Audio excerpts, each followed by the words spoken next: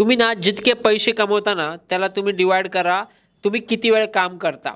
म्हणजे तुम्हाला तुमचा आवरली रेट समजेल. म्हणजे कसं आहे नवल रविकांत म्हणतो आपण आपला आवरली रेट ठरवायला पाहिजे.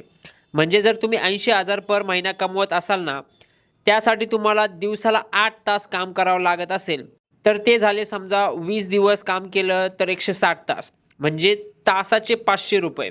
आता तुम्ही ठरवा तुमची अर्निंग कॅपॅसिटी किती आहे आणि आत्ता तुम्ही किती कमवताय. मोठे गोल ठेवा मित्रांनो. नुसतं दिवसभर काम काम करू नका.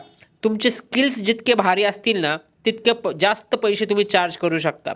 आता माझा एक क्लायंट आहे, तो मला तासाचे $11 देतो आणि मी ॲव्हरेज महिन्यातून त्याच्यासाठी 40 तास काम करतो. आता तुम्ही म्हणाल मग हे तर किती भारी आहे. पण त्याचं काम थोडंसं बोरिंग आहे आणि जास्त एक्साइटमेंट होत नाही मला ते काम करताना. त्याच्यामुळं माझे पुढची प्रोडक्टिव्हिटी कमी होते. पण या उलट माझ्याकडे अजून एक क्लायंट आहे. ती मला 3 महिन्याचे $1,600 दिलेले आहेत आणि मी तिच्यासाठी फक्त 25 तास काम करणार आहे 3 महिन्यात. म्हणजे मी तिच्यासाठी 1 तास काम करायचे $64 कमवतोय. आता माझ्या हिशोबाने जेवढा स्टडी मी केलाय, जेवढं नॉलेज माझ्याकडे आहे, त्या हिशोबाने हे पण खूप कमी आहे.